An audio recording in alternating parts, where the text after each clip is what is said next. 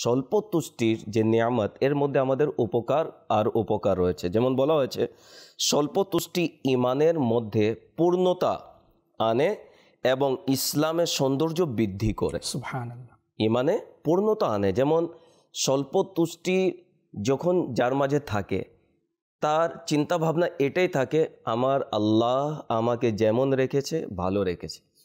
তার মুখে কৃতজ্ঞতা, আল্লাহর শুকরিয়া এবং আল্লাহ তাবারাক ওয়া তাআলার সন্তুষ্টিতে সে সন্তুষ্ট থাকে। তো ইমানের পরিপূর্ণতা তার নসিব হয়ে যায়। অন্যের উপর সে ডিপেন্ডও কম হয়। আচ্ছা, ইসলামের সৌন্দর্যতাও এটা রয়েছে যে বান্দা যেন সব সময় নিজের মাবুদের কৃতজ্ঞতা যেন জ্ঞাপন করে।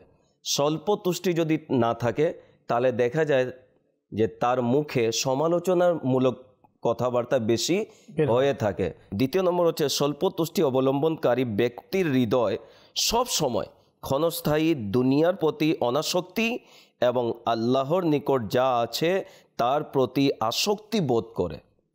দুনিয়ার মুখী সে হয় না, নিজেকে দুনিয়া থেকে বিরত রাখে এবং আল্লাহর পক্ষ থেকে যা দেয়া হয় সেটার সে কৃতজ্ঞতা জ্ঞাপন করে, সেটার প্রতি সে সন্তুষ্ট থাকে। আরও বলা হয়েছে যে স্বল্প তুষ্টি অবলম্বনকারীকে লোকেরা ভালোবাসে।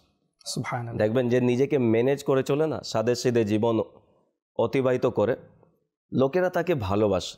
আচ্ছা, স্বল্প তুষ্টি হোক সে গরিব, হোক সে ধনী, হোক সে মধ্যবিত্ত, যারাই অবলম্বন করে তারা মানুষের ভালোবাসার পাত্র হয়ে যায়। লোকেরা তাকে ভালোবাসে। একজন ধনী লোক যদি নিজেকে স্বল্প তুষ্টিতে যদি নিয়ে আসে, তখন লোকেরা বলে, এত ধনী হওয়ার পর দেখো কোনো অহংকার নেই, সে নিজেকে কীভাবে আল্লাহ তাবারাক ওয়া তাআলার শুকরিয়া আদায় করে জীবন অতিবাহিত করছে।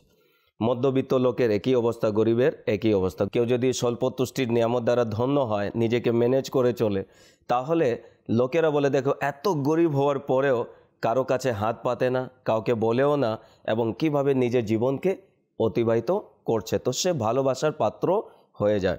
তারপর বলা হয় যে অন্তরে প্রশান্তি লাভ হয়, যা তাকদীরের উপর সন্তুষ্ট থাকতে সাহায্য করে।